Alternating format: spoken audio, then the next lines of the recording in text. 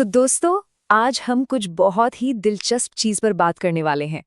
हम सबने भूत प्रेत और अंधविश्वास की कई कहानियां सुनी हैं, पर आज हम उन कहानियों के पीछे छिपे असली लॉजिकल कारणों को जानेंगे।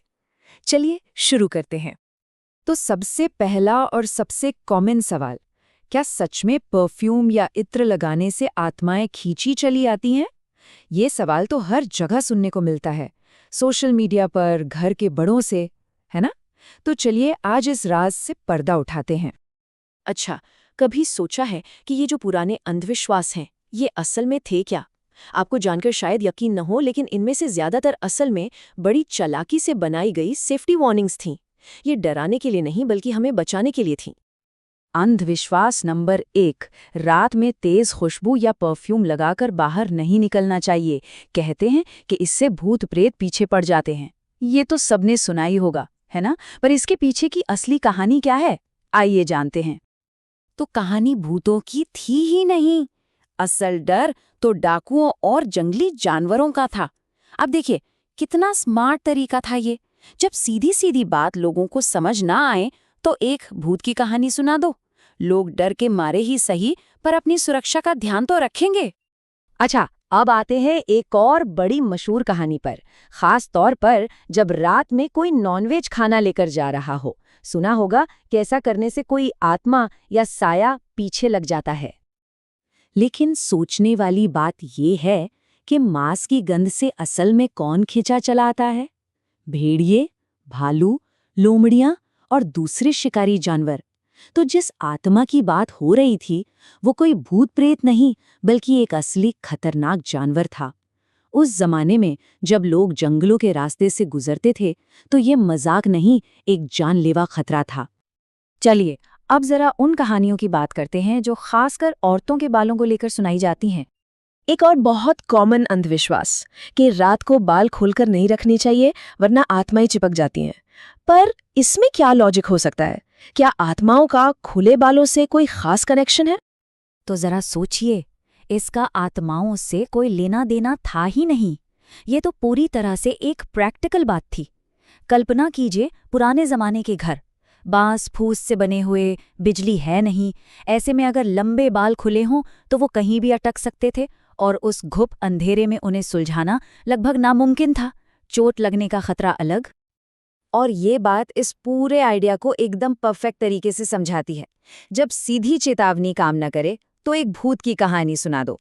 ये तो बस ह्यूमन साइकोलॉजी है। अच्छा, अब हम एक बहुत ही गहरे सवाल पर आते हैं। एक ऐसा सवाल जो हाल ही में आई एक टीवी सीरीज की वजह से बहुत पॉपुलर हो गया है। तो यहाँ पर दो आइडियाज आमने सामने हैं। एक तरफ है वो फिल्मी दुनिया का मिथक जो कहता है कि ज्ञान से डर पैदा होता है, और दूसरी तरफ है असली दुनिया का सच कि ज्ञान तो डर को खत्म करता है। ये लाइन बहुत पावरफुल है। इस दुनिया में हर डर का कारण तर्क की कमी है। मतलब डर का इलाज अज्ञानता में रहना नहीं है, बल्कि लॉजिक और समझदारी से चीजों को देखना है। जैसे ही हम लॉजिक लगाना शुरू करते हैं, डर तो अपने आप भाग जाता है। इसे ऐसे समझिए, क्या कभी ऐसा होता है कि मैथ्स के बारे में ज्यादा जानने से किसी को उससे डर लगने लगे? या फिर जब कोई खुद को बेहतर तरीके से जानने लगता है, तो क्या वो खुद से डरने लगता है? नहीं ना, ये बात ही बेतुकी लगती है। असल में तो ज्ञान हमें मजबूत बनाता है। इसका सबसे बड़ा उदाहरण तो हमें महाभारत में मिलता है। जब अर्जुन युद्ध के मैदान में डर से कांप रहे थे, तो श्री कृष्ण ने उन्हें क्या दिया? उन्होंने उन्हें दिव्य ज्ञान दिया, और उसी ज्ञान ने अर्जुन को लड़ने की हिम्मत दी। ज्ञान ने उन्हें डराया नहीं, बल्कि उनका डर भगाया। अब इसी बात को एक बहुत ही खूबसूरत मिसाल से समझते हैं। सोचिए, एक अंधेरा कमरा हमें डरावना लगता है ना? पर वो डरावना सिर्फ तब तक लगता है जब तक हम लाइट ना जला दें, और जैसे ही लाइट जलती है, डर खत्म। वो रोशनी ही तो ज्ञान है, नॉलेज है। तो ये जो ज्ञान से डर पैदा होता है वाला आइडिया है, ये आया कहाँ से? ये एक टीवी सीरीज से आया, और उस शो के शुरू में साफ साफ लिखा होता है कि ये कहानी किसी असली इंसान से प्रेरित है। इसका सीधा सा मतलब ये है कि कहानी को मजेदार बनाने के लिए ड्रामा डाला गया है। ये कोई डॉक्यूमेंट्री नहीं है। और सबसे मजेदार बात तो ये है कि जिस असली इन्वेस्टिगेटर गौरव तिवारी पर वो शो बना, उन्होंने तो ठीक इसके उलट बात कही थी। उनका कहना था ज्ञान डर को खत्म करता है, हमेशा। देखा, असली कहानी और फिल्मी कहानी में कितना फर्क है। चलिए जाते जाते एक और क्लासिक अंधविश्वास की पोल खोलते हैं, काली बिल्ली वाली कहानी। तो देखिए, काली बिल्ली का रास्ता काटना बुरा क्यों माना जाने लगा?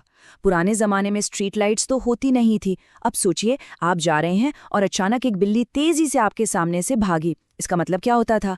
इसका मतलब होता था कि कोई बड़ा शिकारी जानवर उस बिल्ली का पीछा कर रहा है। तो समझदारी इसी में थी कि रुक जाओ और इंतजार करो। लेकिन लोगों ने क्या किया? उन्होंने उस चेतावनी को नजरअंदाज करने से होने वाले हादसों का दोष बेचारी बिल्ली पर डाल दिया।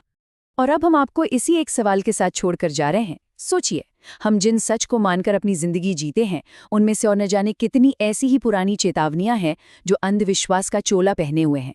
अपने आसपास की मान्यताओं पर सवाल करना शुरू कीजिए। क्या पता जिस चीज से आज तक डरते आए हैं वो असल में हमें बचाने के लिए ही बनाई गई कोई सदियों पुरानी कहानी हो।